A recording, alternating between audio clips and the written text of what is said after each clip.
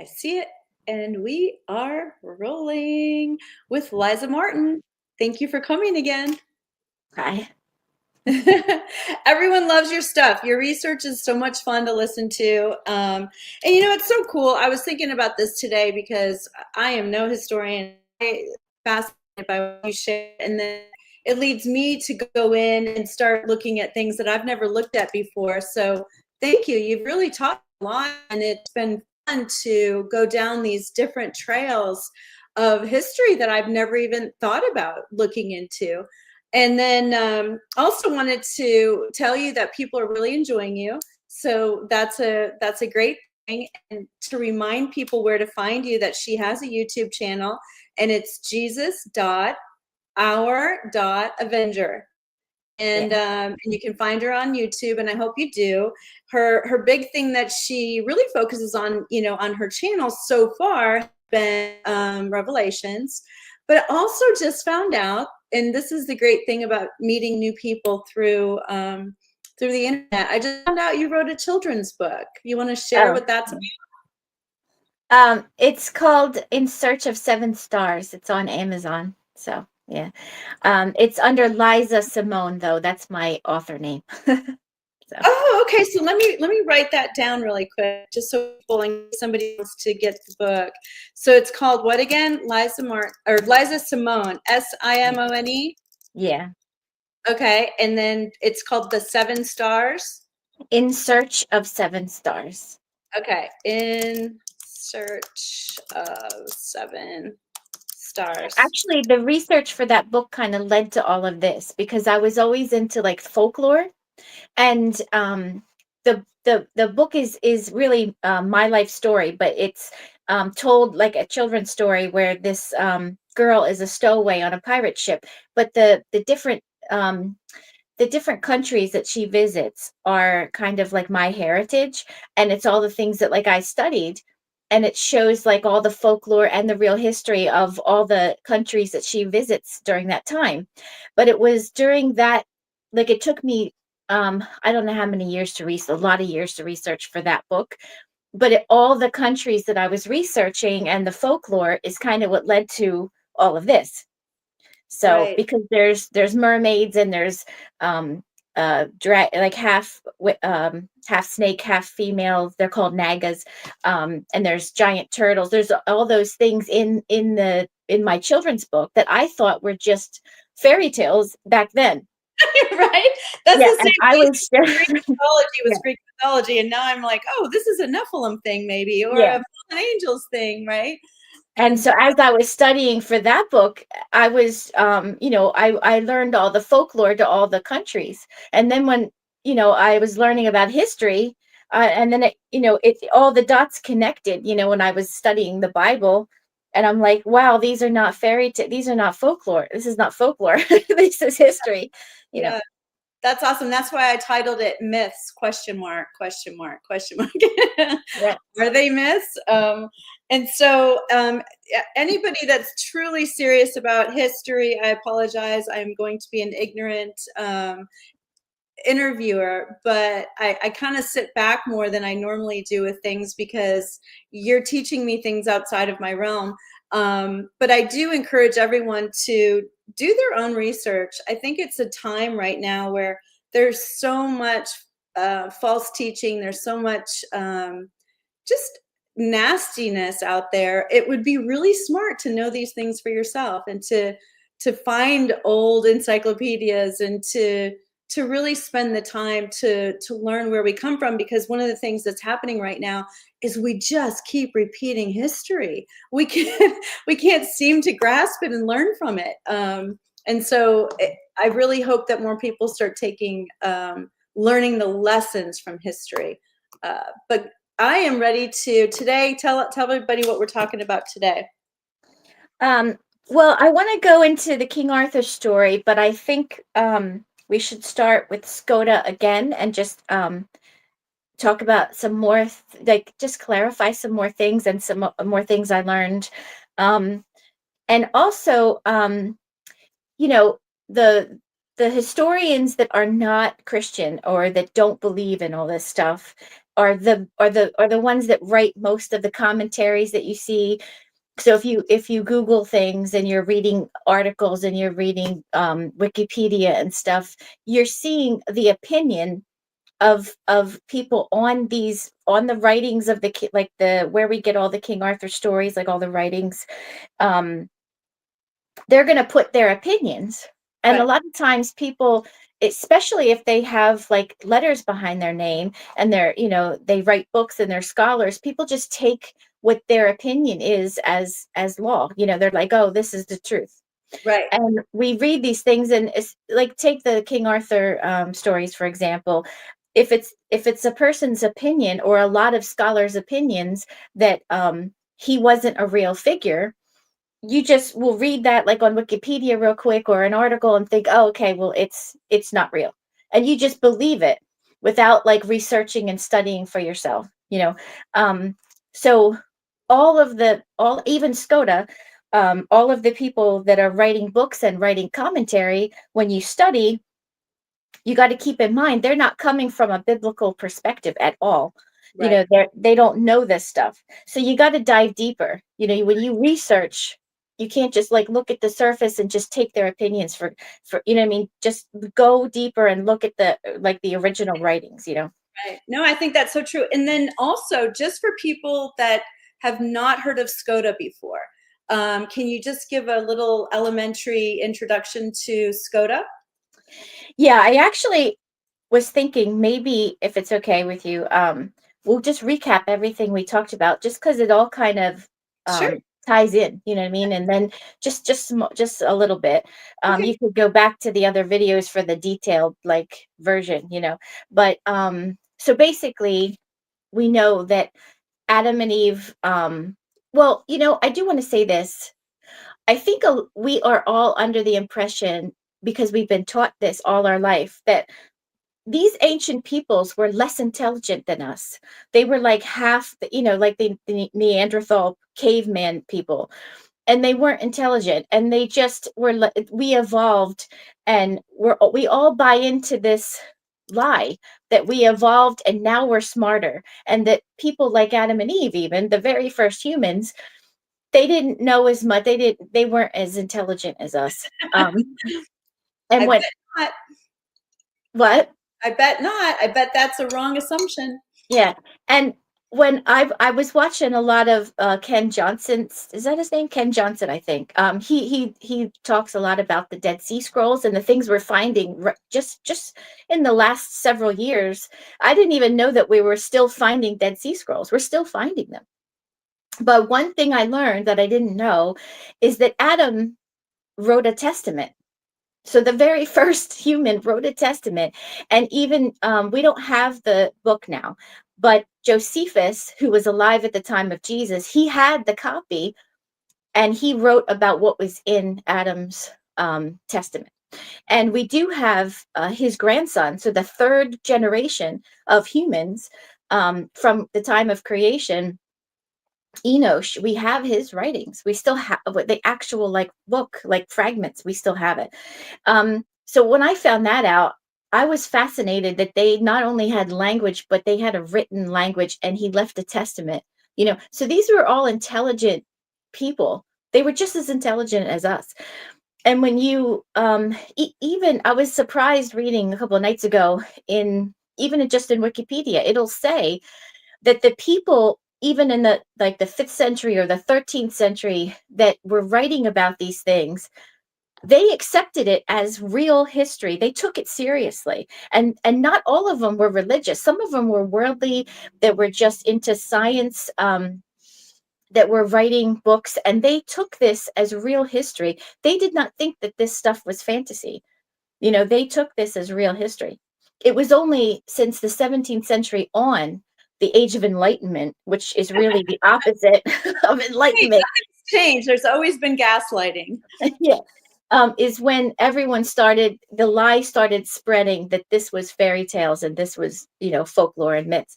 And now we just buy into that. We just believe that. And when you read some of these stories, you think, oh, that, because that mindset that we've grown up with and being taught is, we have to unteach ourselves. When we read some of these stories, you're thinking, oh, well, that can't be true. Then this is all just made up. It's all fiction, you know. But when you realize, you know what, these were intelligent people. These were monks that wrote, that studied and had language, and the written language, and they were just as intelligent as us. They thought through things just the way that we do. So anyway, just keep that in mind as we like go through some of these stories. Um, so before the flood, um, the fallen angels started to mate with humans, and they mated with animals, and so there was hybrids, and we had all kinds of creatures, and then they started to mate. So say a fallen angel mated with a human, and a fallen angel mated with the animal, and then they mated. We had all kinds of, that's how we got like centaurs, and Right. fairies and Yeah. mermaids, and so we had all these creatures, and it was chaos. And God decided to kill them all with the flood. And but what they did was they also brought sin. They brought deviant like sin, like especially deviant sexual sin, because before the fallen angel started to do this, um, we didn't even think about, like regular humans didn't think about like those kind of things. Like we didn't think about like having sex with an animal or You something, wouldn't. you know. You wouldn't. Um, but when that started to happen, man started to become really evil, and they joined in. They just joined in, and they were all really violent, really evil, and so God sent the flood and killed everybody but Noah. And then, as we saw in the first video, we everybody thinks that the Bible says that all life on earth perished, but really it says all life on the surface of the earth, on land, and it's very specific. It says on land, or that animals that walk on land, and or birds.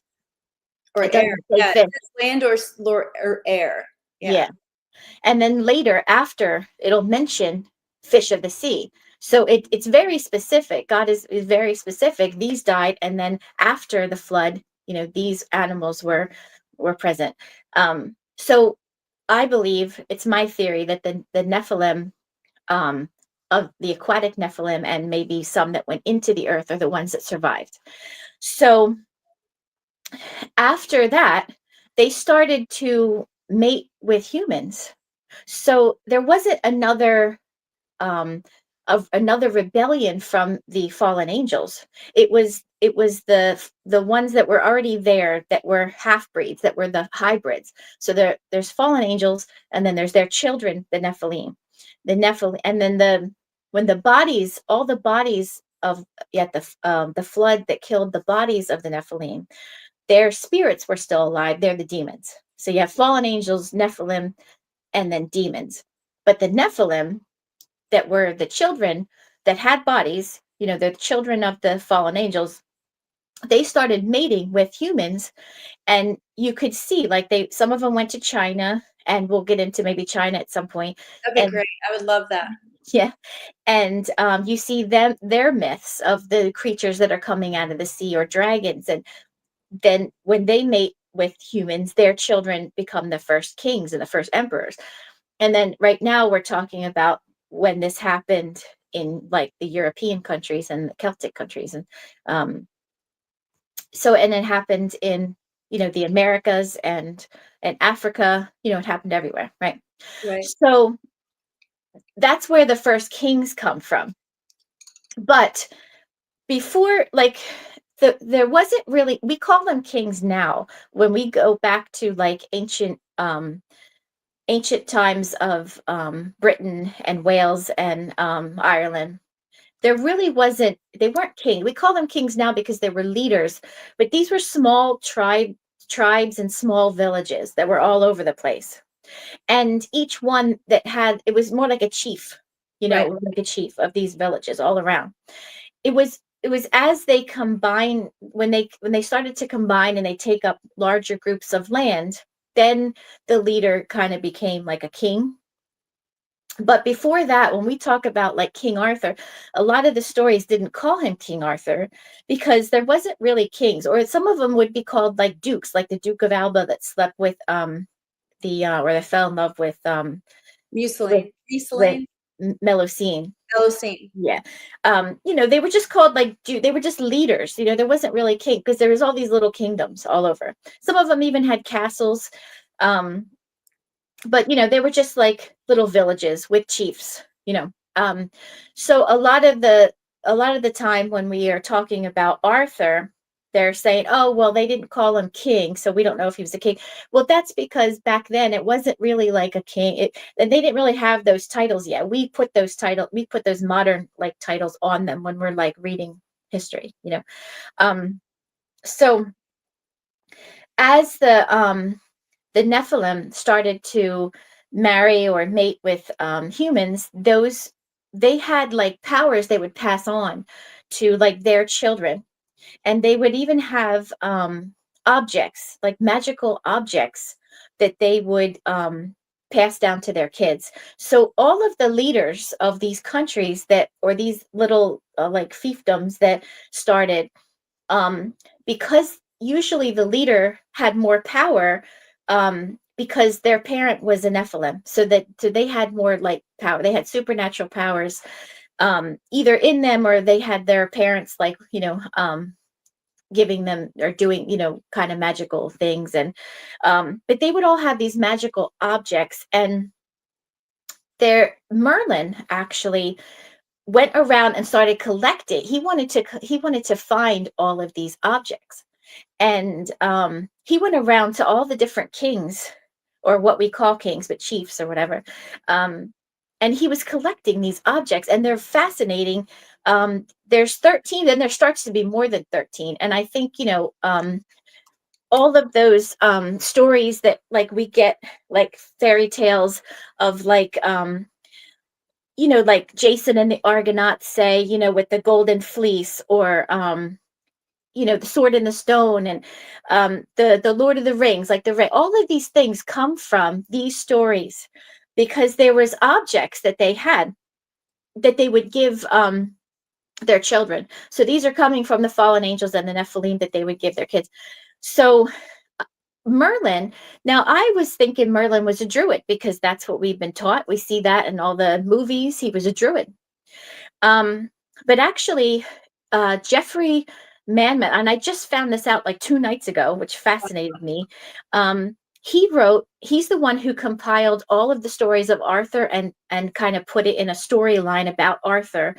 And he wrote, I forget, I think it was the History of the Kings of Britain. I think that's what it was called, but it was Jeffrey Manmouth, and he wrote 2 books on Merlin. And actually, he calls Merlin a prophet, and he compiled all of Merlin's prophecies. So, and then there's some people think that Merded is different than Merlin. Some people think they're the same. Some people think that it's the same person. Some people think it was a prophet. Some people think he was a druid. Or some people think there was 2, and we're combining them. And Merded was the druid, and Merlin was the prophet. So I don't know. I'm just throwing that out there. I don't know if he was a prophet or not. I want to get this book, and I want to read it and see like what these prophecies are. Why this monk that wrote these all down like thinks he was a prophet and called him a prophet. So I don't have an opinion yet. I want to get these books and read it.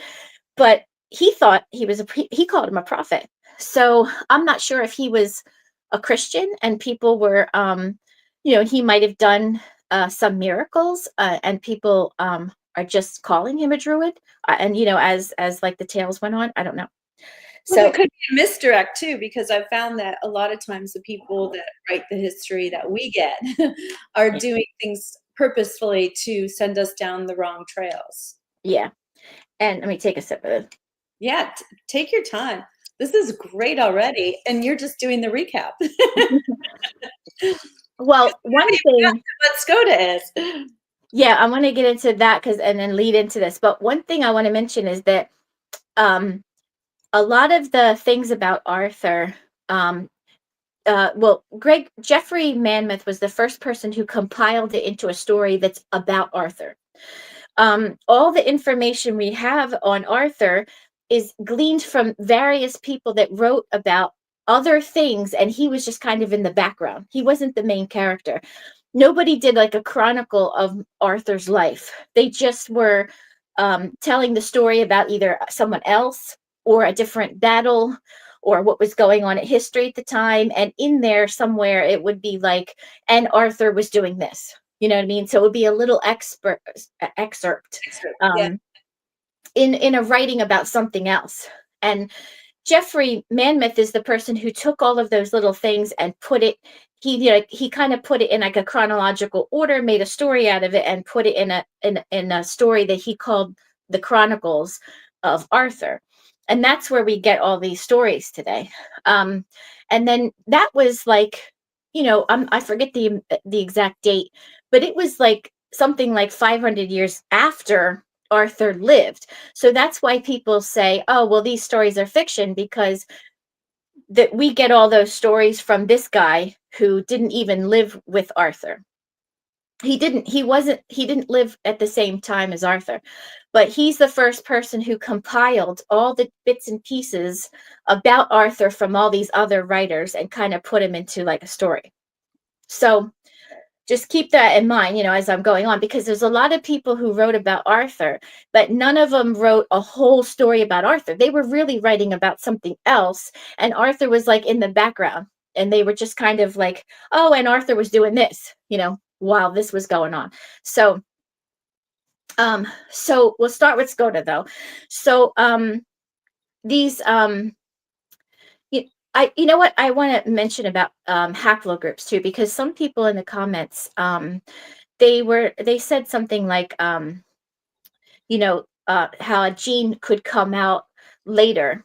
If say like, one of the theories that people have is that one of the wives of Noah's sons was either Nephilim or part Nephilim, and so if she had a gene in her, it came out later. Right. But if you study genetics, you wouldn't like down the road after like intermarrying, all of a sudden get like a dragon or a mermaid. You know what I mean? You might, it would be too. There's a few people on Earth right now. No, I'm kidding. They would like the genes would be like the too small, because every time you intermarry and you're not marrying with another Nephilim, it's getting lower and lower. Your genes are getting lower and lower. So you might all of a sudden have a baby that has green eyes or red hair, but you wouldn't all of a sudden have a baby that's like a mermaid. You know what I mean? So it would have to be somebody. That's why I reject that theory. Because if you study genetics, it just wouldn't work that way. But if you had a Nephilim that survived the flood, in the water, right, because they were part fish, and they had a very strong, high genetic, composition of Nephilim, and they mated with a human, then that is going to be someone who looks like a human, and it's going to be like maybe, I don't know, 25% or something like Nephilim. You know what I mean? So it was a very much higher concentration. And that's why they had like powers, or they could shapeshift or something. And that's why the royal families intermarried. Because they wanted to I keep. would also say, and I don't mean to interrupt, but I think this is really important because it goes to the thing that I'm so frustrated about today, which is people aren't learning from history. So, you have something, like some horrible pastor that's a televangelist, and he gets exposed. And then a couple of years later, there's a new one, and he's doing the same crazy stuff. And then it happens again. And I think that people underestimate powers and principalities. And when you have a power and principality on earth, then it's going to be delivered where Satan wants it, right? Wouldn't he Yeah. go to the powerful men and try to, have some shape-shifting mermaid, Well, actually, that's going to lead it. I do feel like God gave me a word to tell everyone today that I'll get into in a minute. Okay. But that ties in, actually. because sometimes something so small, like one, if we give any ground to Satan at all, we think it's so small, and nobody will notice, or or we could get away with it because it's just something tiny. But really, any ground that you give the devil, he's going to send in, hordes of armies and take over that piece of ground and just keep gaining more. And the consequences could be catastrophic. Like, it could affect generations. And we're going to see that. We're going to see how, like, even Arthur's sin affected so many generations later. Right. Still things that are were affected today, and we see that even with King David. The things that he did, like, there's so many examples in the Bible, but one tiny thing, could be have huge consequences, and we just think it's something little. So we really have to guard. As Christians, we really have to guard ourselves and stay in the Word of God and not give in, even a little bit. But I'll get into that in a minute. So I wanted to just talk about genetics for a short time, so Okay. people understand Yeah. that the theories about SCOTA actually are grounded in genetics too. So I think some of the people that are saying that she wasn't Jewish, or Hebrew, I guess at the time it would have been, they don't realize there's actually a genetic trail that shows that there's Hebrew even in the people that are in Ireland today. So I'm going to get into that in a minute. So let's take the three sons of Noah. There was Ham, Shem, and Japheth, right? And so if say Noah would be haplogroup A. Well, Noah didn't have, like, his parents are dead, so there's no more A, and that's true. Like, this is true. I'm not just making this up. Like, you could look it up. There's no haplogroup A on Earth today. There's B, C, and D, and they know that every single human today comes from three progenitors that they labeled B, C, and D. And they know that these three all came from A. They all have one progenitor that was A, but there's no A on Earth today. Wow. So it just proves the Bible right, that Noah, of course, didn't have any more kids. He died, so there's no A anymore. Right. But his three sons, B, C, and D, where they traveled, so say, I don't know the exact, like, which kid was which letter. But let's just say, Shem was B and Japheth was C. So as they intermarry and they start to migrate, if they intermarry, then their child would be like E.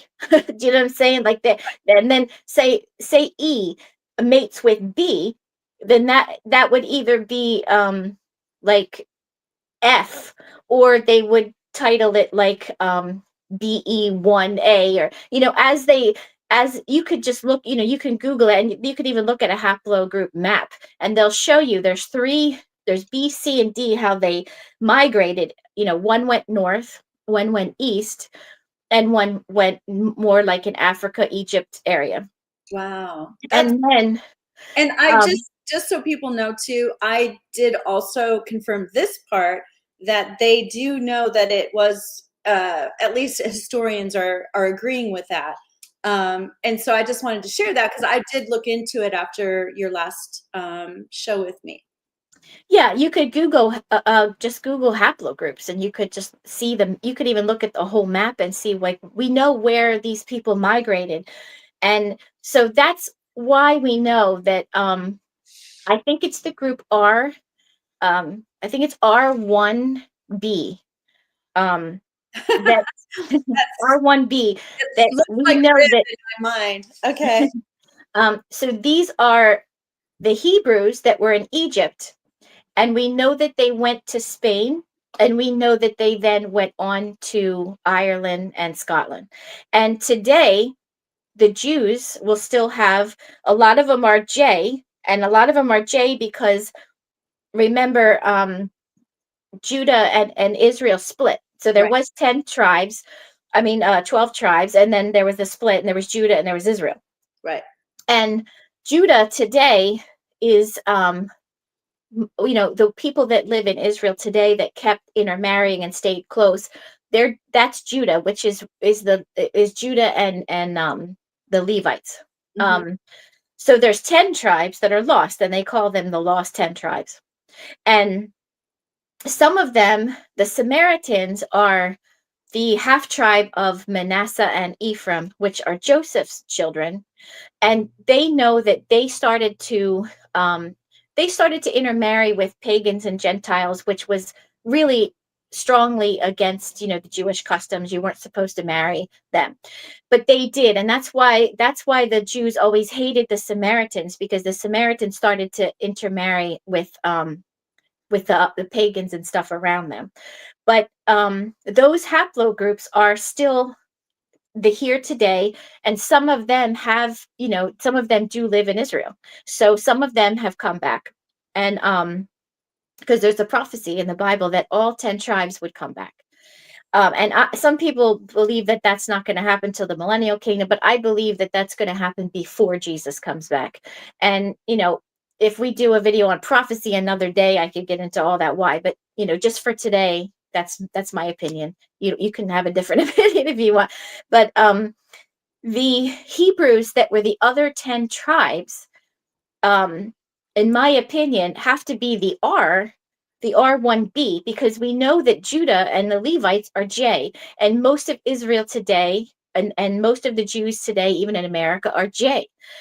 But we know that some of the, like 80% or something of the Jews that we know today, are like J1RB. So they have this G, even though they're dominantly J, they have R1B in there. But up in Ireland, they're mostly R1B, and we know that they're connected to the Jews because the Jews today have the R1B in them. Do you know what I'm Right, saying? right, And you could see the trail. And I'm not an expert, so I'm just doing my best trying to right. explain this. No, you're doing a great job Um, too, because I'm gonna dive into more, but I'm not an expert. But so far, what I've studied, this is what is. But you could see, and I've looked into it, and I actually found this out when I was studying for my children's book, actually, because but I didn't know that they were Jews. I thought that they were, I was realizing, because my children's book starts in Spain, and I didn't realize that I found out during that research that the Celtic symbols, like the art that the Celts are known for, like the twisting, yep. they found art like that in Portugal and Spain. And so they realized that the Celts had lived at some point in Spain, and then they migrated further north. Well, now I realize that's the R1B haplogroup. So we know that they came from Egypt. We know that they migrated from Egypt. So these stories about Skoda are real, even though they say it's a myth. And I don't know if there was one that was actually named Skoda. We don't know that, but we do know that they have her grave. They have what they claim to be Skoda's grave in Ireland, in County Kerry. Um, it's there. You could go see it. You can go see Skoda's grave, and it's been there for like 2,000 years. It's not like they just decided to put that there for like tourists or something. You know what I mean? It wasn't something they just found and they claimed is Skoda. Like, it's been labeled Skoda's grave since this time. You know what I mean? And her husband, who they say is her husband, his name, it changed every country has their own spelling, but it all starts with a G, and it has like A and TH and L's in there. So they became the Gael. That's where the word Gaels come from. So Yeah. the Gaelic peoples the Gaelic languages and all, that comes from her husband. That comes from Gaphilus his or name. something like that, right? Isn't it Gaphilus or Gaphilus or It's gay Gaithalet. It's some people, like, there's different spellings. Hold on, let me find it. okay. Um, but it's also like some people put an I in there, like the goidal. There's like when you're studying the Celtic language, there's there's Celtic, there's Gaelic, there's the goidal, like I don't know because I'm not like a Right. I'm not an expert, but that's one of the like titles for one of the languages that came out of that. But it's spelled, where is it here? Gathelus. It's Gathelos. Yeah. Yeah. And then some people spell it with a Y, like Gayt, but it's all similar, it's all similar. But that's where we get the name Gales from. And they're still called the Gales today.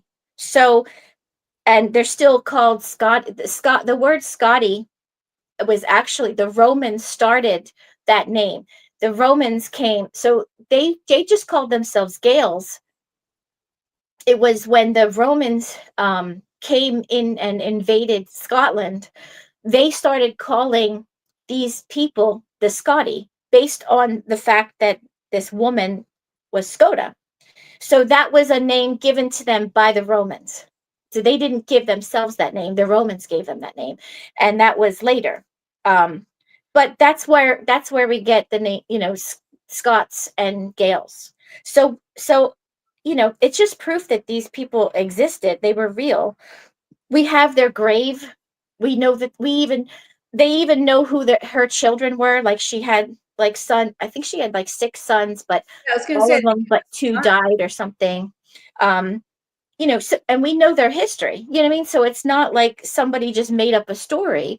There's like lineage involved and everything. But I was looking up, well, when did that happen? When did Skoda leave? Because she took this, supposedly, she took the stone that was where Jacob laid his head when he had the dream, or when he wrestled with God. so Or basic about Skoda though, because you're starting in and people might not know where she's originating from, or so who she is, because we've got the DNA part now. so Skoda was apparently was a Jewish. She was either Egyptian or Jew, but she came from Egypt, and she left with about 1,000 entourage, about 1,000 other people with her on boats, and they traveled to Spain and they traveled to Ireland, and then the Irish and Scottish people come from her, and that's the myth that we believe is true, but that's the myth. And so most people just think that she was Egyptian because she came from Egypt. And one story is that she was a Hebrew that married an Egyptian pharaoh, but other people say she was the daughter of Nefertiti, and she ran away with a Hebrew, which I think But makes I more. think that's what I think it is. Yeah, that makes more sense, because why would a pharaoh's daughter run away? She probably fell in love and they didn't approve of the marriage, and she ran away with her lover, right? That just makes sense. But we don't know for sure. This is just our, Right. Right. but that, I think that makes more sense. So one theory is that she was actually Nefertiti's daughter, and she ran away with 1,000 other people, but her lover was this man, Gaithelus, or whatever, however you pronounce it, and he was the Hebrew. Um, and then there's actually evidence that they married in Spain. So they ran away together, and then when they got to Spain, they married there. And I'm not exactly sure why they know that. I'm gonna dive deeper into why they know that. But all of the books that I've read all say that. They all say that they got married in Spain, and then they continued to travel into Ireland and Scotland.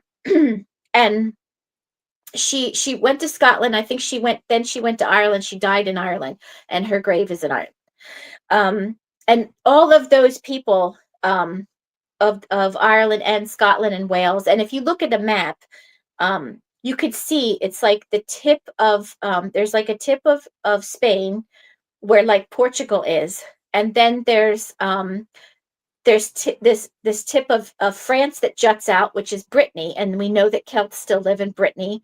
In fact, they still call themselves Celts and still speak Gaelic in Brittany, France. And then if you continue to go, you would hit Cornwall and Wales, and then Ireland and Scotland. So you could see, and the DNA that we were talking about shows not only DNA but art, different artifacts, and the art show that this is where they migrated. And she had apparently she had 1,000 people with her. And if Right. she was Pharaoh's daughter, that makes sense. She was rich and she just stole a bunch of, ships, and, she probably Well, it's crazy. coordinated all this and took a bunch of.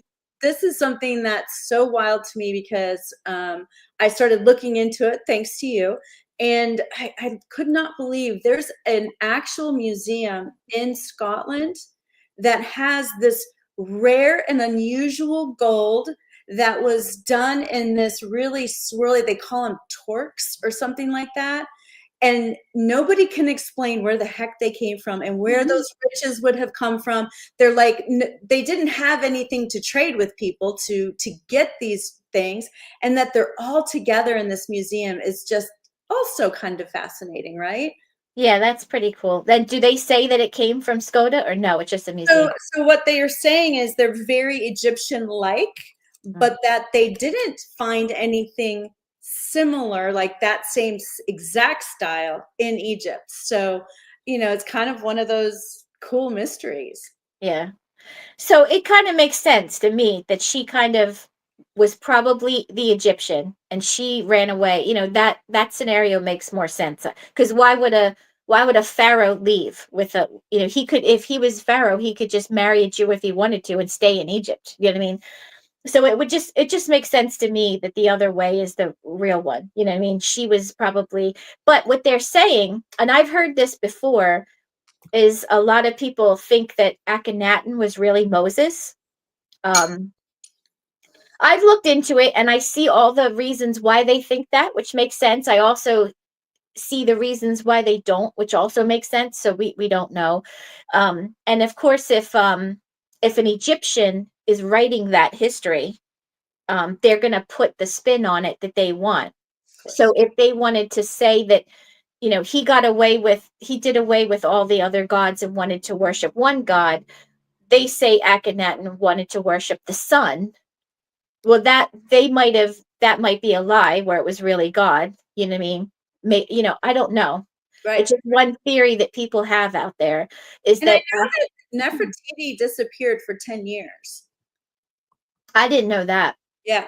I really looked into her because way back when I was into new age stuff, or I should say new thought stuff, I had a meditation that she came in to, like, my meditation. It was bizarre and I didn't really know who she was. And yeah. So because of that, I became very interested and studied Nefertiti.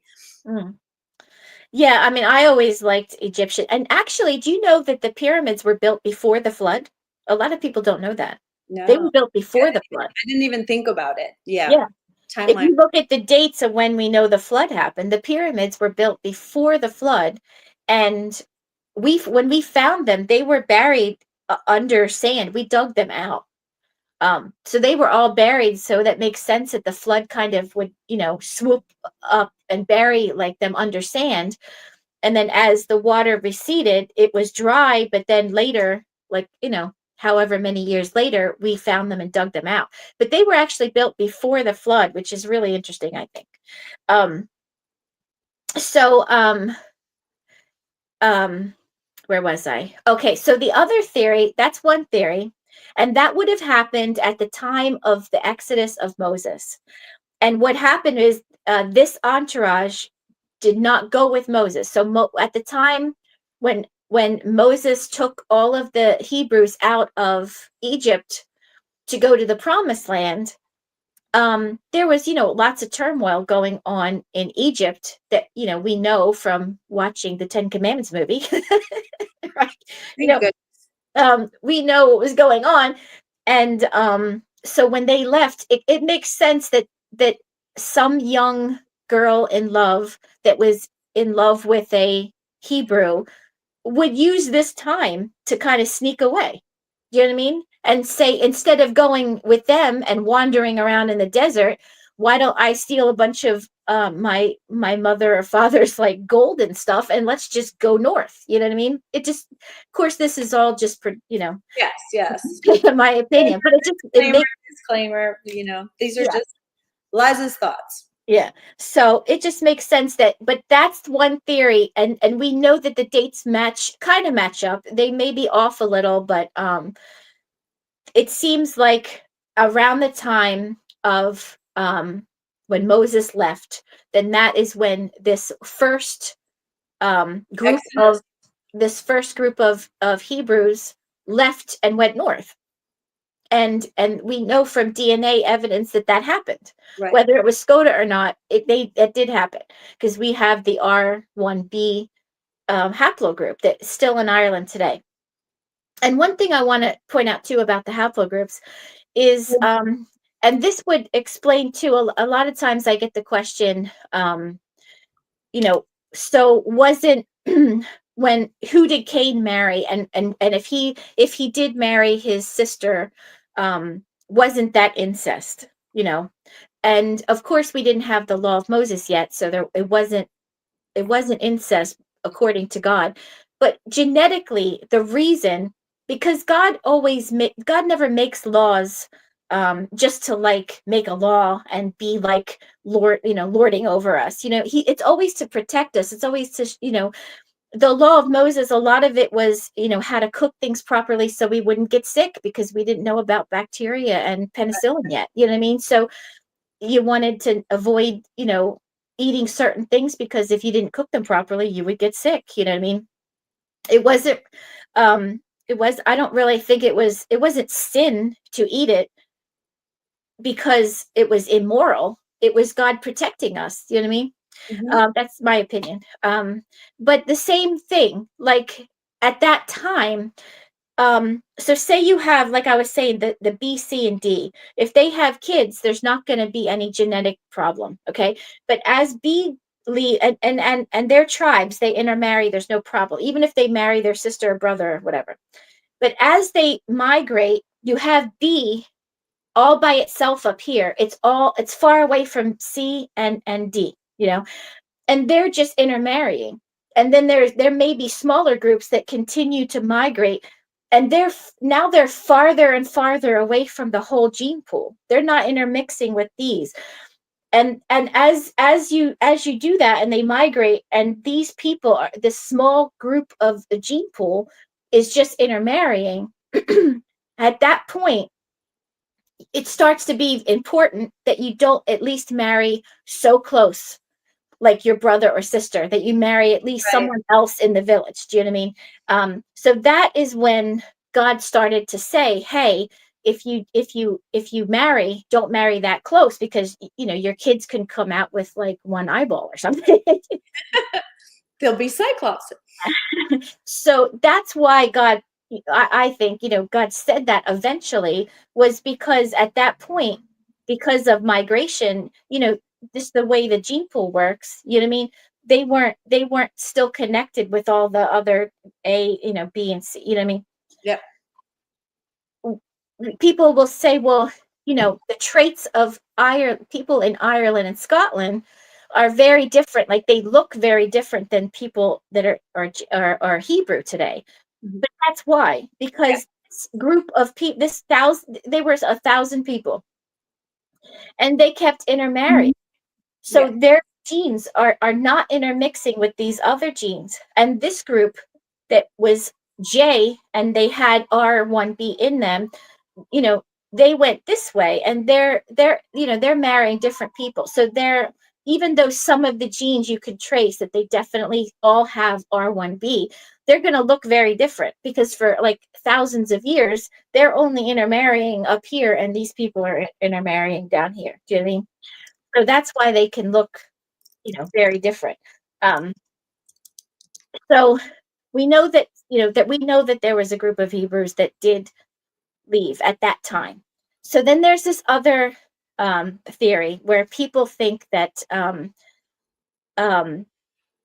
Jeremiah, at the time of when King Zedekiah, the last king of Judah, and that's when the Babylonians, finally came and took Israel and knocked the temple down, and then they scattered the Jews. At that time, Jeremiah, who was actually, I didn't know this, he was actually the great grandfather. He was Zedekiah's grandfather. So his daughters were his great grandchildren.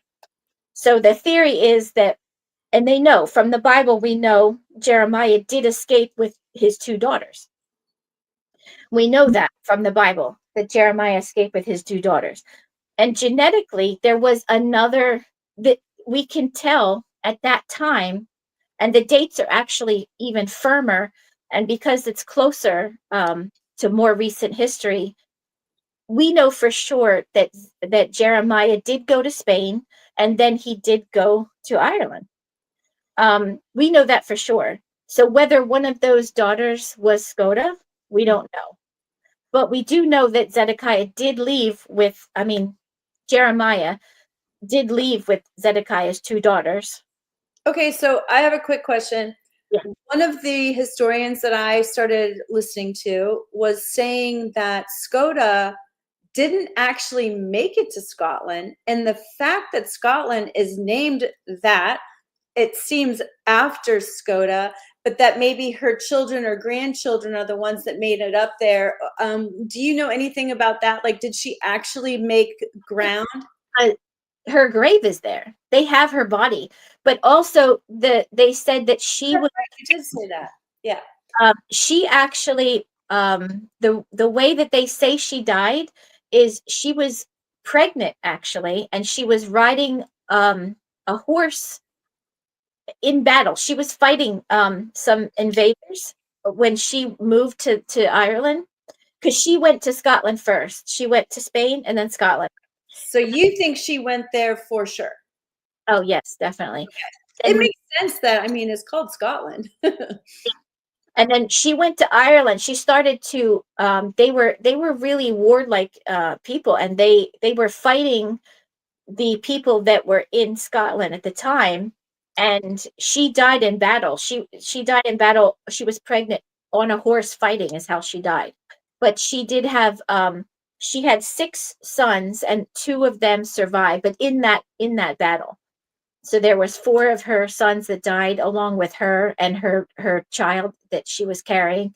And then two of them went on. And they know their names, and they, I forget their names, but you know, we have their names and then their kids and their kids, So the whole genealogy is there. Yeah, it's interesting because that particular historian did believe that her two sons did make it there. But I also have realized that history is a lot like science, and there's, what diet to be on. Like, there's so many different opinions. Gotta love us humans, right? Yeah. And everyone, just like me, when we're studying this, we have our opinion and we write it down. And like I was saying before, other people will read it and they just take it as law and truth, and then they'll teach it. They'll Right. teach it like it's truth. And we do that with the Bible a lot too. Even the theories that we have for when the rapture is and all, a lot of them don't come from the Bible. That's just some teacher was started to teach it, and they wrote a book and they were famous, and then people just say this is truth. Amen, sister. But it's not, nobody really goes back to the word of God and says, well, where did he get this idea? And do I still have the same opinion? You know what I mean? And, but anyway, Way too much work.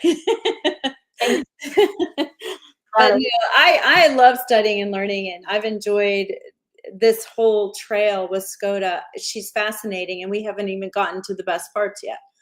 I know. I just started this rabbit hole, and even with King Arthur, and I'm only at the tip of the iceberg. I mean, it's a big, deep rabbit hole, but I'm excited. I can't wait to keep going.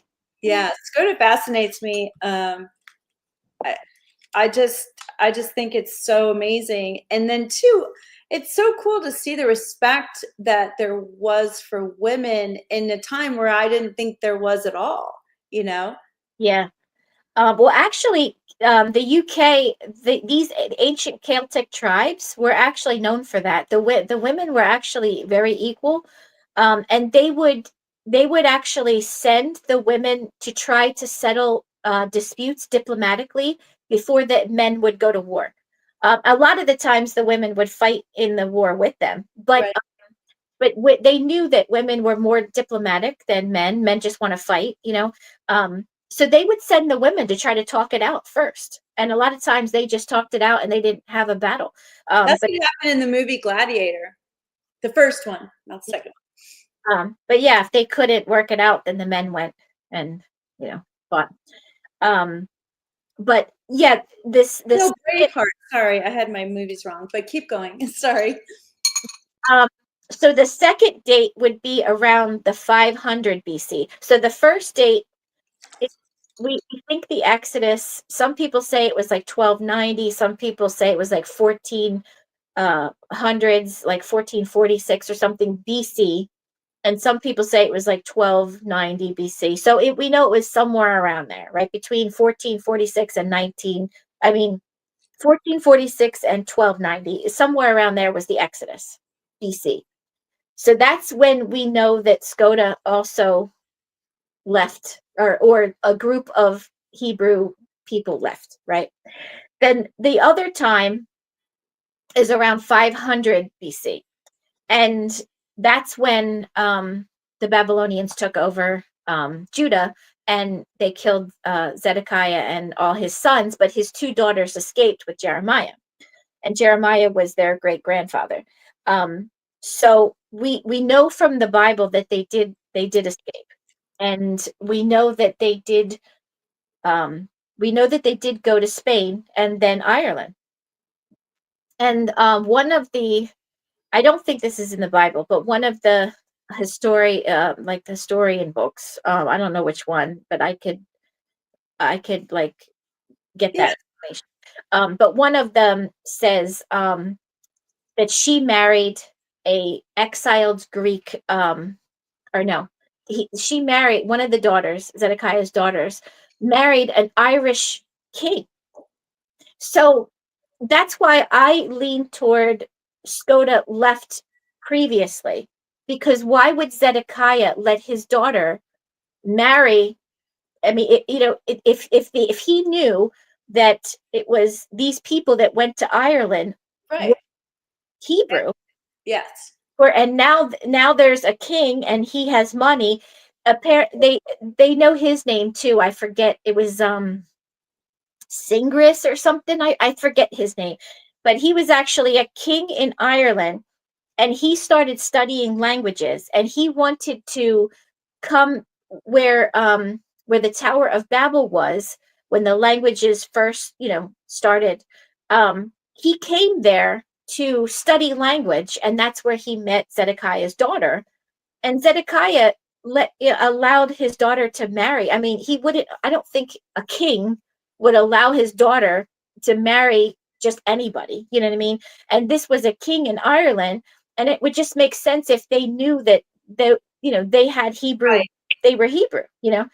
So I think that the first the first group of Hebrews was where Skoda was. Right. But some people think that Zedekiah's daughter was Skoda. Okay. And when she escaped with Jeremiah, they also had like an entourage with them, and they escaped and they went to Spain, and they also, I think, got married in Spain, which is both stories have the girl they say is Skoda marrying in Spain and then going on to Ireland.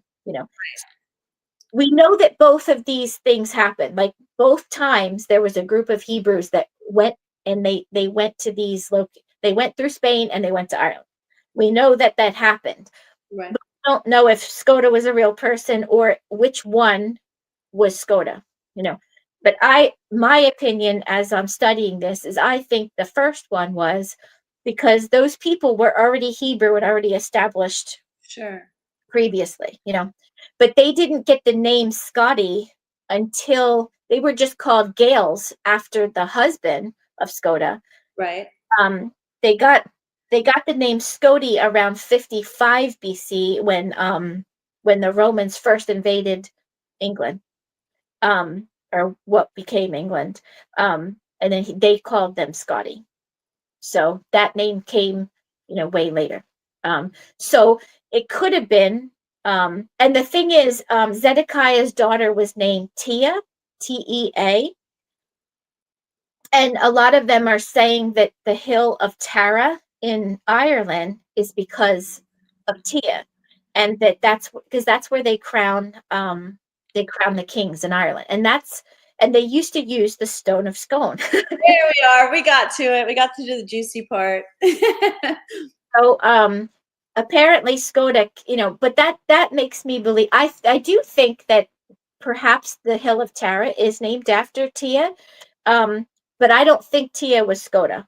I think, I think Skoda went the first time and they were already established up there.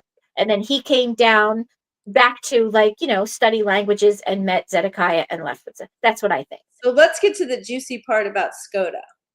So apparently Skoda, took the stone of Scone with her, and it was the stone that Jacob laid his head on. Now, that would make sense why she took it and why kings are crowned on it.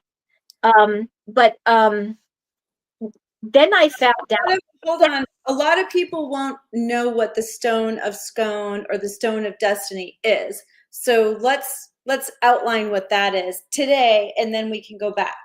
Okay. So all the way until today, King Charles last year was crowned on the stone of Scone. Every single king of England, and before that, King of Scotland, was crowned king on this stone. And it was not legitimate until they were crowned on this stone. And it was always in Scotland. And England stole it. They stole it. They invaded. The Saxons came and invaded Ireland and Scotland and what is now England. But it was the Brightons that lived there, and when the Saxons came, they took this stone and now they claim it and they crown their kings on it. And so to this day, and it could just be, tradition, we've always done this and it's cool because it's been for thousands of years.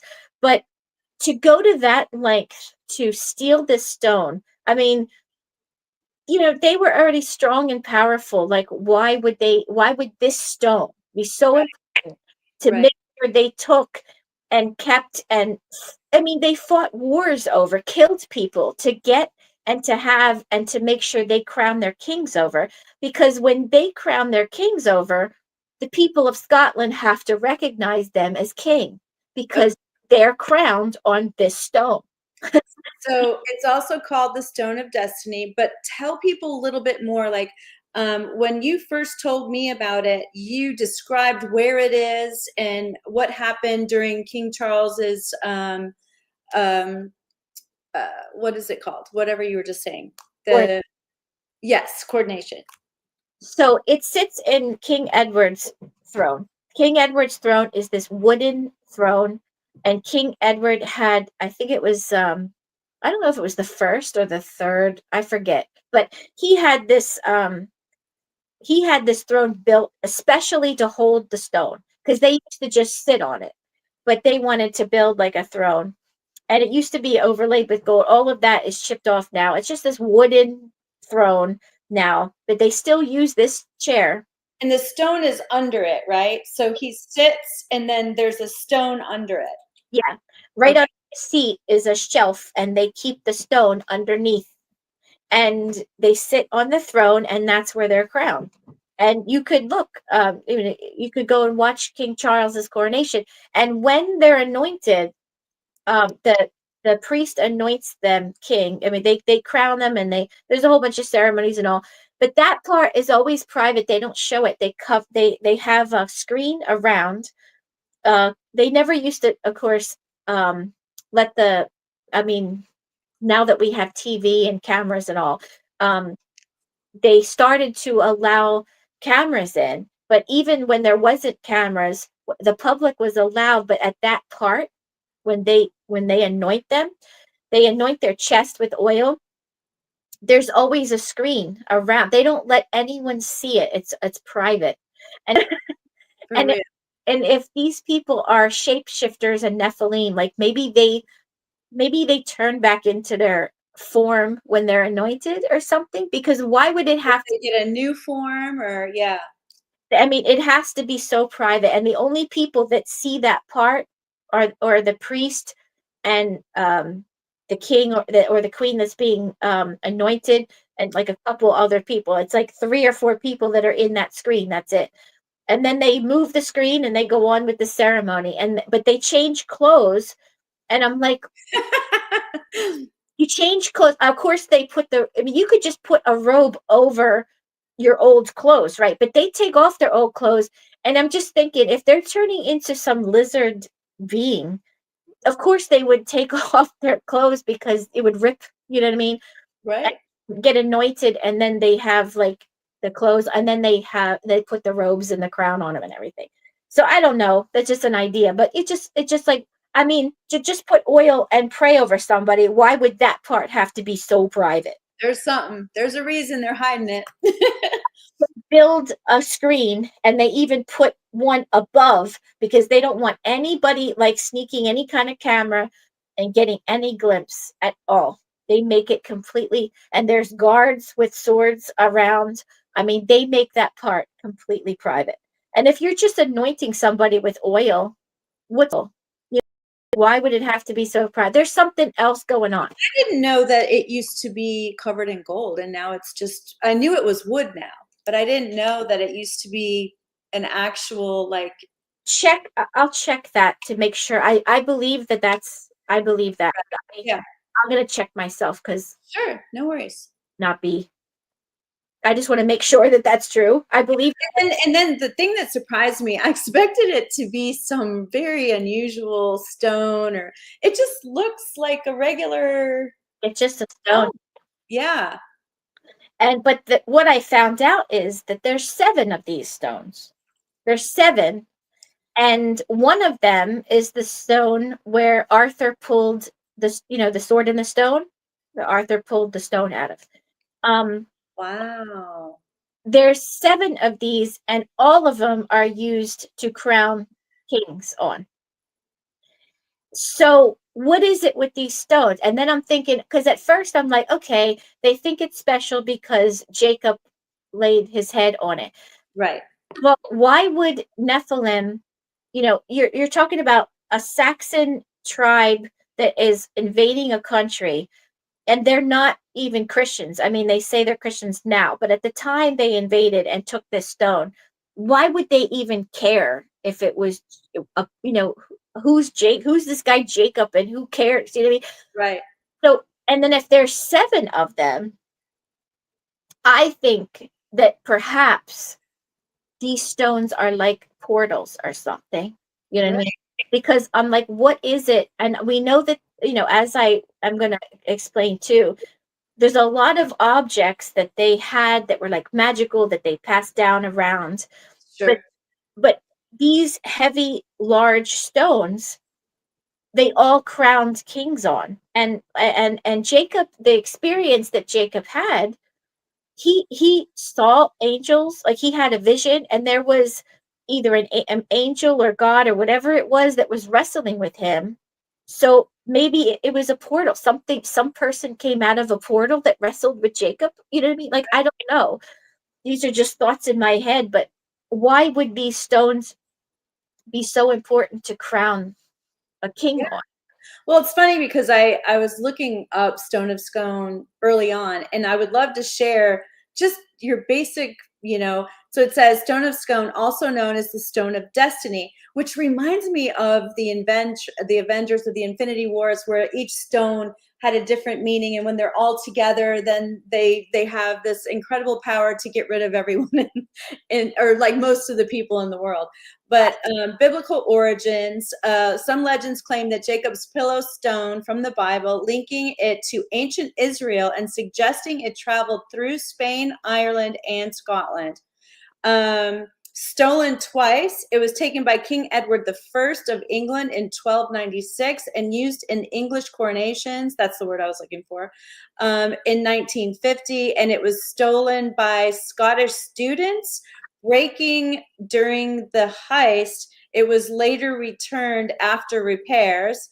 And then the final thing it says is mystery of authenticity. There is persistent rumors that the stone currently in Edinburgh is a replica, which is what you were saying, and the real one is possibly hidden away. So that might be why they hide. They don't want people to see the real stone. No, you could see the real stone. I think they're saying that they think that is a replica and the real one's like in Scotland still. But what's weird is they have two coronations. The one that we saw, King Charles, it was in Westminster Abbey, and all the fanfare and the whole world, millions of people watched it, right? A week later, he went to Scotland and he was crowned too.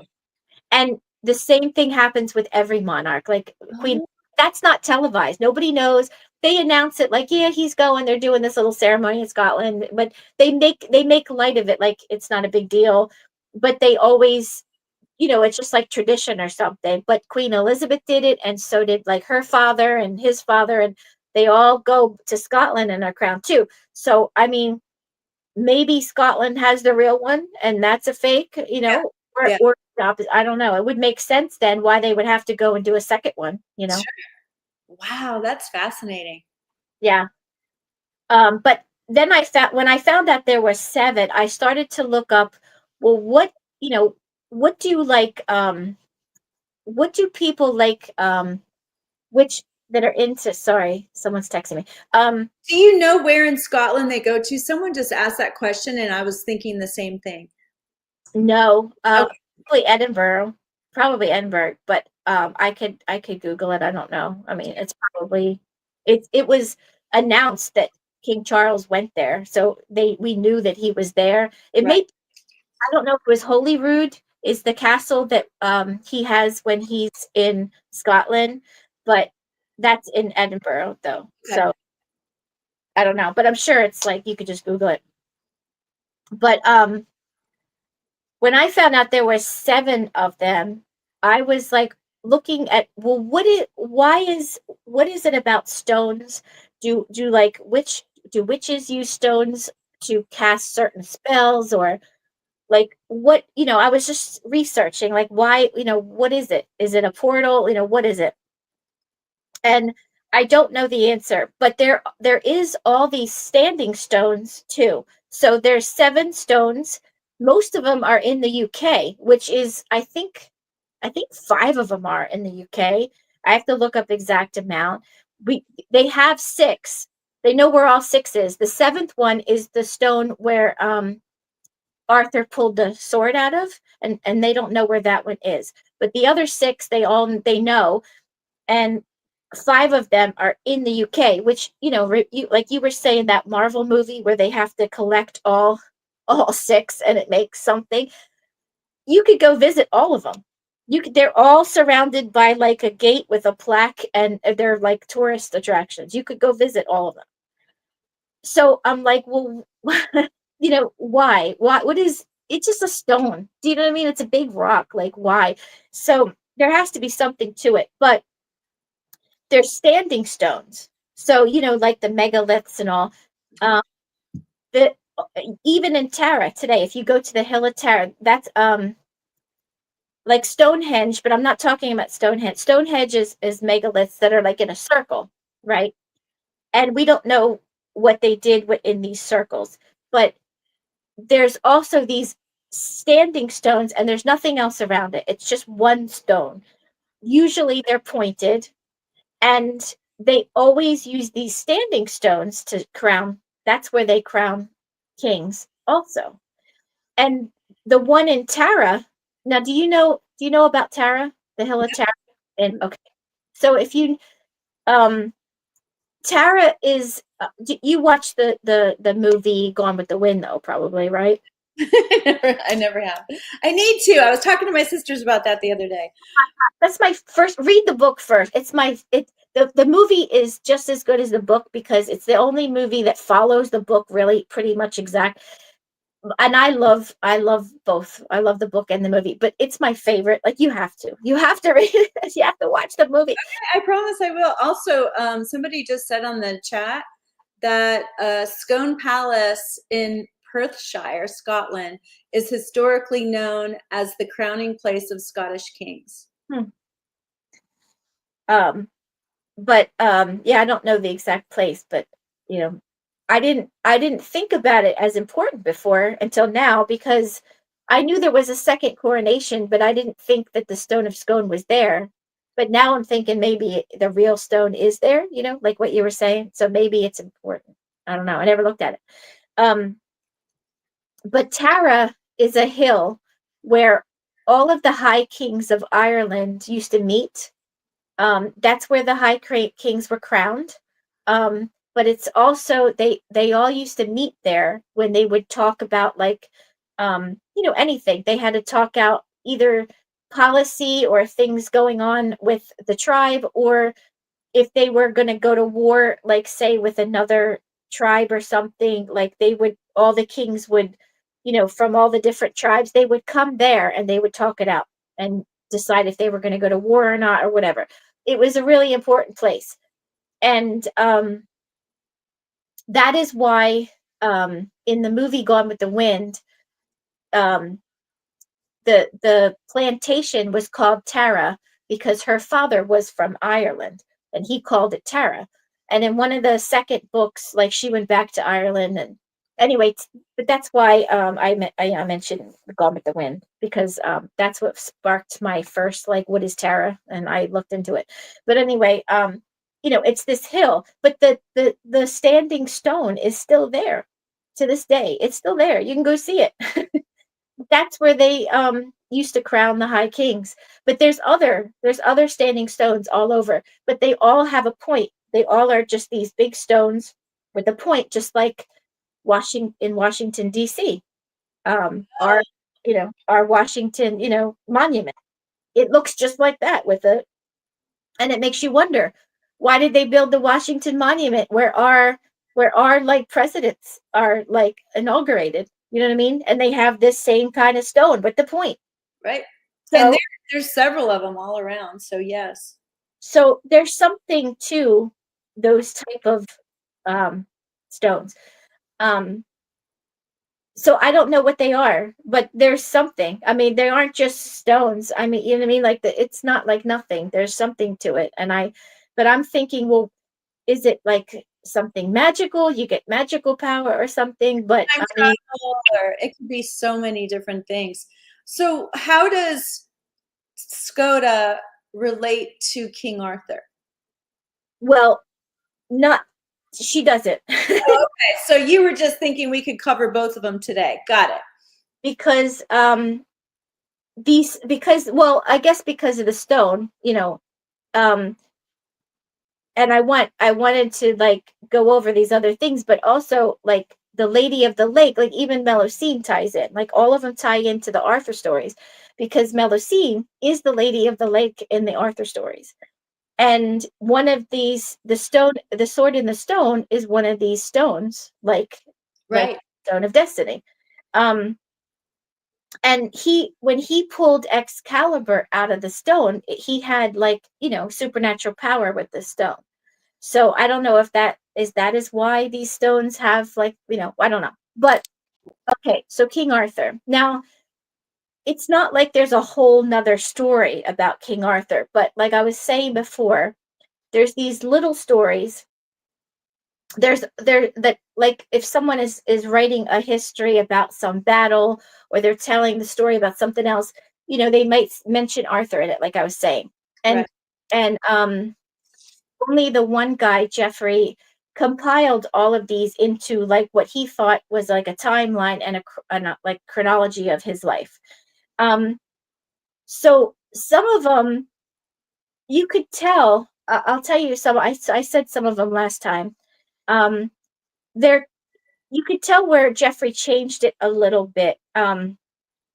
Now before now when they tell the story, like all the movies you hear now, the books you read now, they always make like I was saying this last time too, they always make the Christian part of it like stupid. You know what I mean? They hype up the druid pagan part, and they make it look like the Christians were bad and evil, or Arthur wasn't a Christian at all, or they have Arthur a Christian and then becoming pagan. A lot of them have, Guinevere and like Morgana and everybody. These, they're the pagans and they're these powerful women, and they feel sorry for Arthur and because he's a like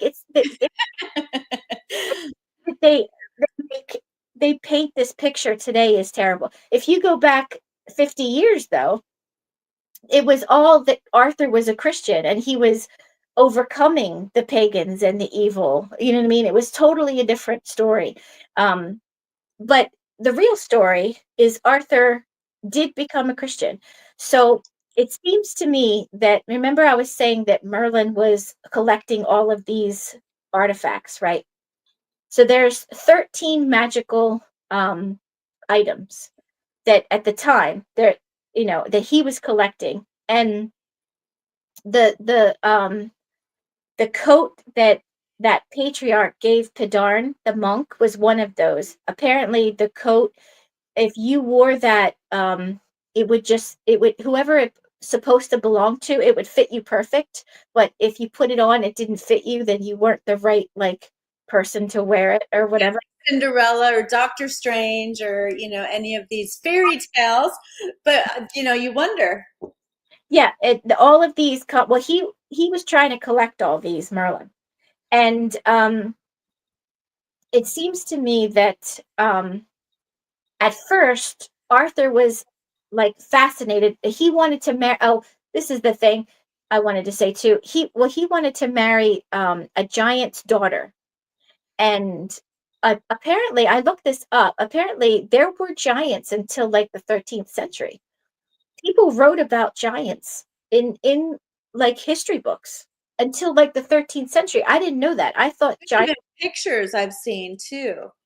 And I'm like, there were still like, and everyone knew that and just accepted that, and they always had some kind of supernatural, like power, whatever. Um, so it wasn't like abnormal to say, oh, I saw a giant or this giant, and we have his name, we know like his lineage. Like some people say that the people that don't believe that Arthur was real, I mean, we have his whole lineage, like who his brothers were, who his parents were, who his kids were. Um, you don't, if you're writing a fiction book, you don't go through a whole family tree typically and write everybody's genealogy. Do you know what I mean? If you have a whole genealogy of somebody, it to me it just seems like they're more like they actually existed. But that's just one point. Um, but anyway, Arthur wanted to marry the daughter of a giant, and he did. He married her, and they had a child that became a giant. And actually, Arthur killed his own son, who was a giant, because he was evil. Um, and so, of course, they don't want to tell that story because they don't want it. They don't want to make Arthur look evil by killing his own son, right? But they do say that like Morgan tricked him, and his sister and him had a child, and that was Modred, and then in the battle he wound up killing Modred.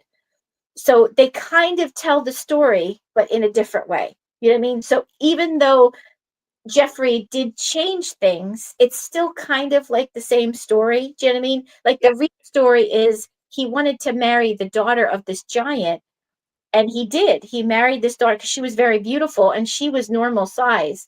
But they had a son, and he was a giant and he was evil, and he had to kill his own son at one point. So it's still kind of like the same story. You know what I mean? Like a Nephilim tricked him, and or like Morgan was a witch and tricked him. You know what I mean? Like it's kind of the same, but it's changed like a little bit. It's Um, the Christian version. so he kind of made it into, like a story that you could tell people, but that's the real story. Um, but we know the name of this giant and everything. It's some long name. But he was fascinated by these magical things, because he was Merlin raised him, and they were collecting all of these. He was like Arthur was really powerful warrior. We know that. And the Saxons were invading, and well, let me go back to Vortigern. I'll start at the beginning. Um, Okay. so I was telling you last time about the two dragons, the white and the red, Yes. and this is the thing. Vortigern also wanted to marry the daughter of this king that was a Saxon king. His name was Hengist. Hengist, I think it's pronounced Hengist. There was Hengist and Horsa. You can look it up. They're brothers. And what's interesting about this too, um, over England today, I think I sent you a picture. They have, those crop circle things. You could, and people think aliens made the crop circles, and some of them are like pictures and everything. This is a picture of like a white horse, or it kind of looks like a dragon. It could be a white horse or a white dragon, but they call it Horsa after this king. Um, these two kings that came over and invaded England. It's still there today. It's been there for like a couple thousand years. You could go see it, and if you could see the aerial, picture of it, but it's still there, and people can't even explain like why it's still there, like how it doesn't get overgrown by trees. Like it's not like somebody goes and mows the lawn and keeps it there. It's just Wow. um What's it called again? Horsa? I I I don't I believe I don't know the name of it. It's supposed to be symbolic of Horsa, but I don't know if it's called Horsa. Got it.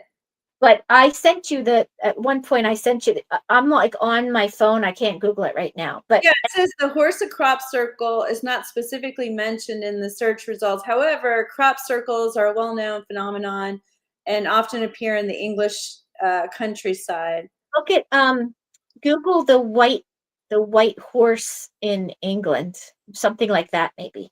White horse crop circle. Yeah, I'm super fascinated by that because Do you, could it be called Hackpin Hill? it might I A don't know. white horse hillside figure It is might renowned location for crop circles.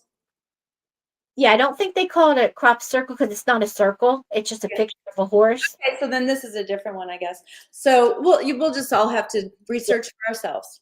Um, but you could see it from like an aerial, view. But anyway, there was these two brothers, Hengist and Horsa, and they were Saxon kings, right? They might have been Judish, but they were all kind of connected.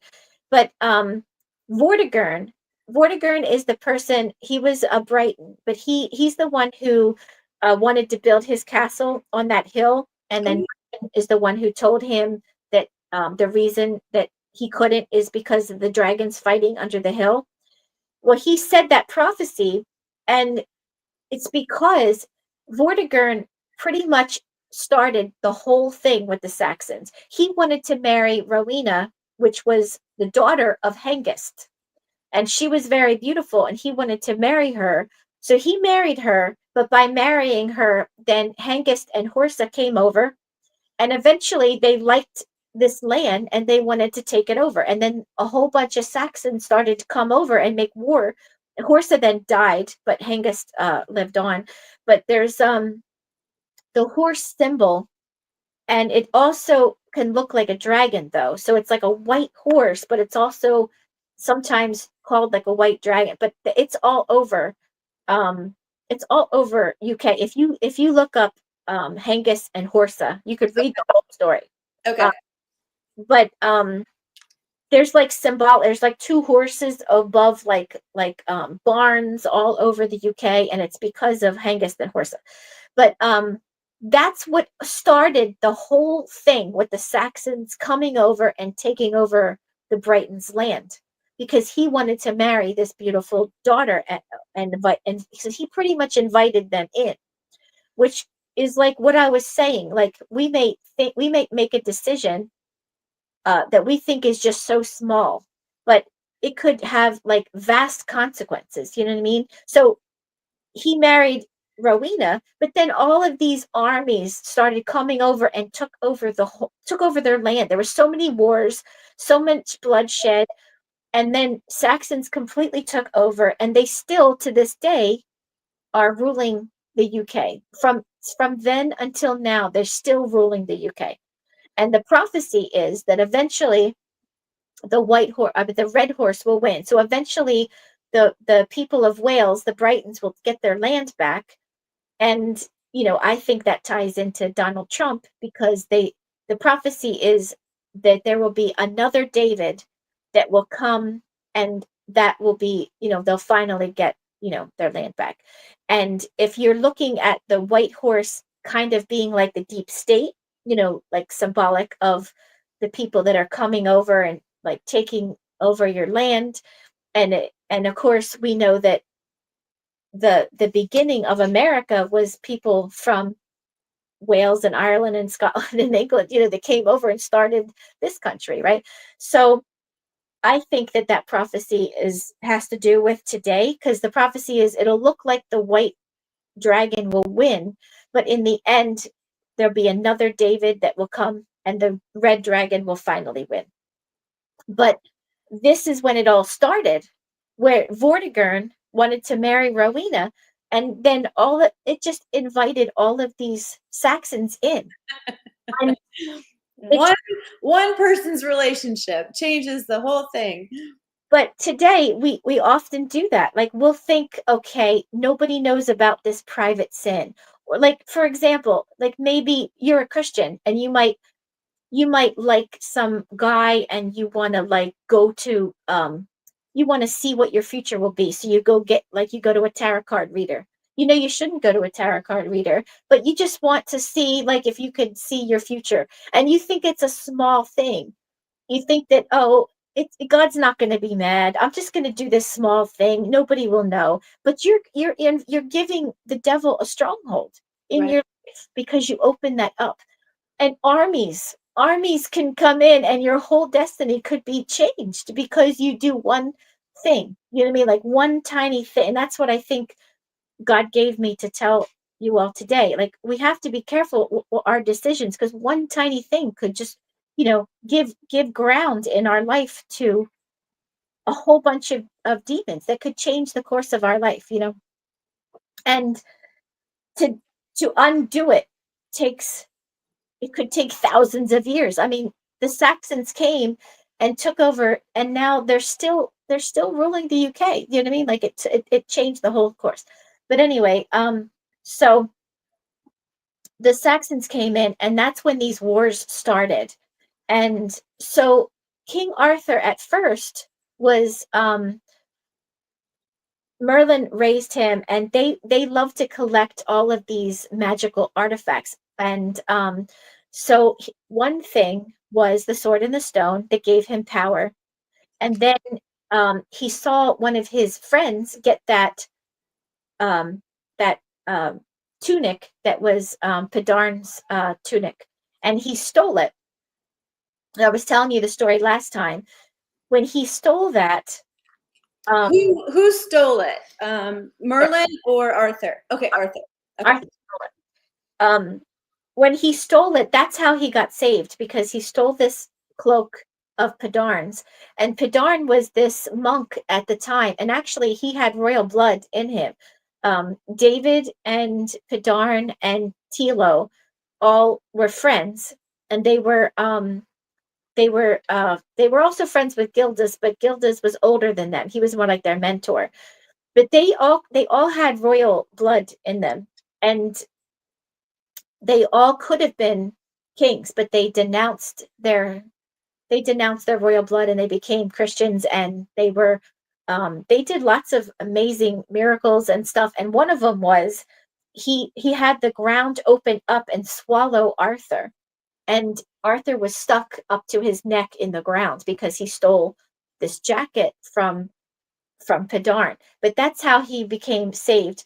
But you could see the struggle, just like we struggle sometimes with like our sin, because he really wanted power. He was a very powerful warrior, and he was winning all these battles with the Saxons, and he was looking for these um, like more power. He was looking for all of these items to give him more power, and not only just like the story of how he was having all his soldiers search for the chalice, the cup of Jesus. Holy Grail. Yeah, he wanted that. That's real. I mean, that's Jeffrey's version of what really happened. But he was searching for these things because he wanted these things to give him power. And when he got saved, though, he gave it up, and he Guinevere definitely was his wife in all of the stories. No matter which writer was writing about him, Guinevere is mentioned. Um, and so I believe, I mean, she was definitely his wife. I mean, he did marry the daughter of this giant, but I don't know if that was a different wife or if she died. And I don't think that was Guinevere. It could have been, but it's not really clear if there was like two wives or if one died. But there was a lot of spiritual battles going on. So he was the lady of the lake, who was Melusine, gave him the sword, and he married, at first at least, the giant's daughter, and he's collecting all of these things that are giving him magic, and he's going to you know demonic forces instead of God for power. And then he gets saved. But what I noticed is Gildas and David and Tilo, these monks that got saved, they loved him. They loved him. So even though he wasn't, before he was a Christian, they were very loyal, and like we don't see that today. Like today, everybody's love is like cold. You know what I mean? There's even in families, our love today is cold. Um, Even in my lifetime, I noticed how much different it is today. Like just people are cold. But if you look back in history, people would love people, like not only would they welcome people into their, like if a stranger was traveling, and they would or neighbors, how they shared their what they had. Um but there was friendships that would be like, so people would be very loyal, like they really loved people, and you would make a friend or have like a leader that you really loved and were loyal to. And we see that in all of the Arthur movies, where people loved Arthur and the Knights of the Round Table and everything. And you see that even with Gildas and Padarn and David and Tilo. These were monks that had nothing, and this is before Arthur was a Christian, but they really loved him. They were so dedicated and loyal to him. They loved him, and they were part of supporting him to try to get rid of the Saxons. And he was really a powerful like warrior, getting overcoming the Saxons. So it's kind of special that he gave that up to become a Christian. But it was always like a struggle, though, because he was struggling. I guess that was his sin, like that he was struggling with. But then the lady of the lake, she was like angry because he gave that up. He gave up all of this magic and stuff, and he was now um, going to God for strength instead. And that's when she sent Lancelot to try to like distract him, because Lancelot seduced Guinevere, his wife, but actually it was Gildas that rescued her. So we have the story that Malwyn stole or kidnapped Guinevere, and then Lancelot rescued her, and that's how they fell in love. But really, that was before Lancelot. Gildas and Malwyn did kidnap Guinevere, but it was Gildas who actually rescued her, and Gildas is the Christian monk. So he was actually the one who went and rescued Guinevere. So that happened, but it wasn't with Lancelot. So there's a little bit changes, but the real story is Gildas rescued her. But then the Lady of the Lake sent Lancelot to seduce her because that was the other side's way of trying to get Arthur back. And so it was a real struggle for him. But when he died, the story is that he went to Avalon for healing, though. So I don't know if that was Jeffrey's maybe just imagination, or if that was real. I don't know, of course, but I'm hoping he didn't like go back to the dark side for healing at the end. You know what I mean? Because they took Avalon was in all the Arthur stories and the movies that we watch today. Avalon is where the Lady of the Lake is, and that's where all of these pagan women in his life are. And they're always shown like they're powerful and good, but of course we know that in reality that they're switching it around, right? But Gildas took over Avalon and built a monastery there. He built a church and a monastery, and he dedicated it to Mary, the mother of Jesus, because Wow. it was it was a very feminine pagan religion that was there. Um, so he named it after Mary as a way to like overcome that. You know what I mean? Like now it's like the mother of Jesus instead of like this pagan female like religion. So today it's Glastonbury, and it's not called Avalon anymore. But that's where the Lady of the Lake was, and all of these like magical things. And at the end of Arthur's life, he got hurt in battle, and then they say he went to Avalon to try to get healed from his wound. So I hope that's not true. Like he did get saved and he gave all that up, and I hope that he didn't like go there for healing at the end, like to try. You know what I mean? But it does seem like it was always like a pull, like it was always like his sin, like the thing he struggled with. In other words, like he wanted that power. You know what I We all mean? have one, that's for sure. So Wow. And so did Merlin compile the 13 relics or whatever it was that he was looking for? he collected a lot of them. I don't know if he did get all of them, or what happened to them. I just started this rabbit hole, so Yeah. I'm continue down this rabbit hole and see. And I do want to get the book that Jeffrey wrote about Merlin, because he's calling Merlin a prophet. He's not saying that he was a druid or a pagan. He's saying he's a prophet, and apparently he compiled all of his prophecies. There was two books he compiled of his prophecies.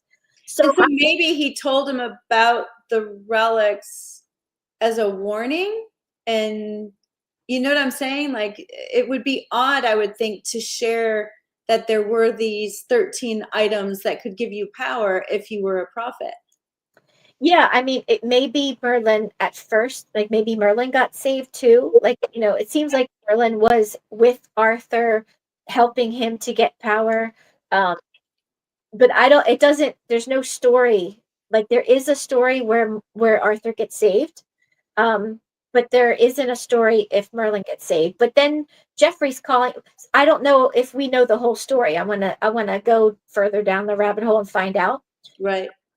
So maybe he got saved, or maybe he was trying to collect them to destroy them, or maybe they weren't looked at as evil. I don't know. I Well, don't that's what I was wondering too, like, because I mean, we have no idea. And this is what, 11th century ish? was in like 500 AD. Okay. So it was the fifth, like the fourth or fifth century, or sixth. No, it would be called the sixth But century. it's still post Christ, No, this is, yeah, post Christ. Yeah. but pre Bible. Um, no, they had the Bible. I think that when was the Council of Nicaea? Well, that was like 300, but I'm saying regular folks didn't really have the access to the Bible until like 1600, right? Um, I think it was like they, because a lot of them didn't read. I think that like the priests had them, and you Right. went to church and heard, but like people didn't have their own copy in their house. Sure. Um, but I think like the priests had them. You know, what I mean, you would go to church and hear the word of God or whatever there, and just trusted them that they were telling you the truth because most people didn't read at that time. Imagine how much more in tune they were with God, though, without all the distractions and blue lights and iPhones and, you know, Yeah. it's just incredible the difference. Like, think about it. If you didn't have TV or video games or your phone, you would play you would practice your instrument. You would paint. You would like hone your artistic skills. Like you would write and read and study. Like all the things that all these things are distracting us from just just even getting better at like sculpting or getting better at painting or singing or playing the piano or whatever, Yeah, because that's what families did. Like families after dinner, they didn't have TV. So after dinner, they would play music and together and as a family. And you know what I mean? Like somebody would have a guitar and somebody would play the spoons or something, you know what I mean? And they would just right. together after dinner or um or they would sit there and carve and make things like carve stuff out of wood and make things, and that's how they spent their time after dinner before they went to bed, you know what I mean? So Right. And so Jeffrey of Monmouth or whatever his name is, how many different things do you know of that he wrote? Because it sounds like he was like the first person to talk about King yeah, Arthur. he's the only person who compiled all. He's not the first person. The first person who mentioned Arthur was Gildas. um, Okay. Now if you look up Gildas and Arthur, it'll say that Gildas never mentioned Arthur. That is not true. There's an active, I mean, there is definitely like an agenda to cover up like the real stories of Arthur, because they're there if you read the actual writings of Gildas. But if you read people who are just telling you what is in them, they'll say, "Oh no, it's they didn't really mention his name, or they didn't mention him, or they'll just it's like there's a cover up. There's like a cover up going on." There, Well, that's why I appreciate you so much. I mean, it's just so fun how we, you reached out and for whatever reason, usually when people send me really long emails, I don't read them. But I was interested in what you were saying. And it's so incredible that, you're talking about how tiny little things can change a lot of things. And I was just blown away by all of your research. Like, you've done such an amazing job. You're obviously not watching television at night. no, no. I mean, I'm doing most of yeah. That's what I spend my time doing. I love to read and research, but Yeah. And so in your mind, this is King all. Arthur is real. He vacillated between being Christian and non-Christian, the Yeah. power and not power. And in your mind also, Skoda was Jewish or of Jewish origins or Jewish family, and she made her way up all the way to, England, Ireland, and Scotland. Yeah. I mean, she could have been Egyptian, but her husband was definitely Hebrew. And Right, they took 1,000 people with them, which I were all like Hebrews, and because they escaped at the same time that Moses was leaving, but they just went off their own way. They right. didn't go with Moses is the theory. So Yeah. it, And then there's the seven stones that actually exist, which is interesting, right? It's funny because on one hand they'll say, "Oh, these six exist. We can't find the seventh, but it's connected to King Arthur. That's a myth." And it's like, which one is it? And that's why I just try to keep an open mind, and listen to continue to look for where God was, no matter where it is, in history. yeah. And there's more. I mean, I guess it's been like a couple hours now, but there's more stories of Arthur too. Like it's fascinating, like the different, that I mean, Jeffrey compiled all of them. And so like they're mostly true, like I was saying, but some of them he tweaked a little to fit into the storyline. And you could tell, at least it's just my opinion, where. But like I was telling you, the one story with the giant, I'm thinking, you know what I mean? Like it's the same story, but he just kind of told it in a different way. You know what I mean? Um, but he did that a lot. So that's why people say, oh, it's a myth, and Jeffrey just, made up stuff. But really, he like researched everything that other people wrote about Arthur and compiled it into like a book. Right, right. You can't see this because you're on your phone, but this listener was saying that she thinks the relics are not physical, but more to do with linguistics and sound, which is why a lot of these myths center around cultures with very musical languages. The 7 tones, heptonic scale frequencies, tones are lost as languages are lost. Thought that was interesting. Yeah, could be. I Yeah. mean, God I think that God works on multiple levels for sure. Like, God spoke the world into existence. I mean, he crafted humans with his hands, but he spoke everything else into existence. And actually, there was this study done. It was Dr. Emoto. He wasn't a Christian, and his job was studying water, just yeah, test I'm the very familiar with it. It's really awesome.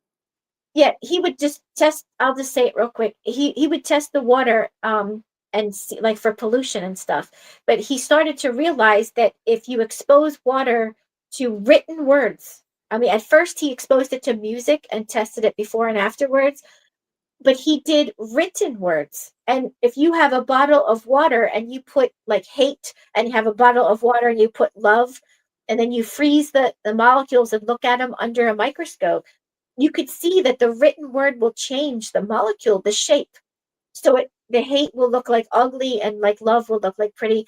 And then he started to test if it's written word and music, like what about like thoughts, and prayers. And then he realized if you pray for a body of water, like he tested the water before and after somebody prays, and he noticed it would change. So prayer does actually change. And think about it, like our bodies are mostly water.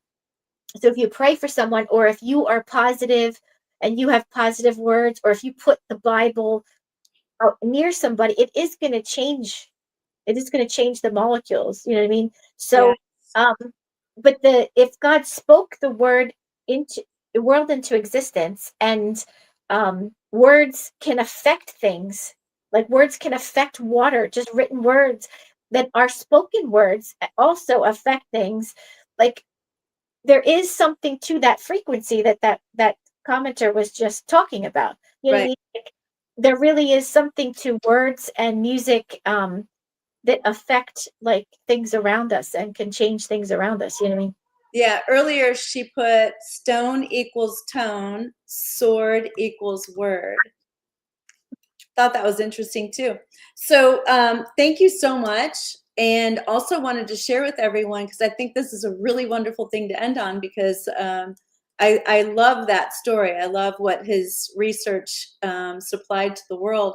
But Dr. Carrie, I'll never know how to say her last name. I think it's Made or something like that. It's Madej. She was on a show I was watching that was discussing some of the Daystar stuff. Her name is Laura Lynn Tyler Thompson, and she was literally sharing the coolest thing.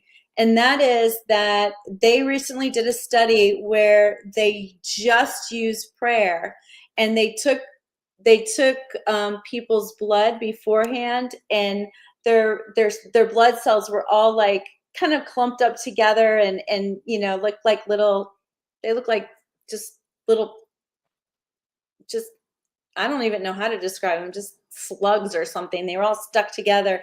And then they had the people pray for 10 days straight over their blood.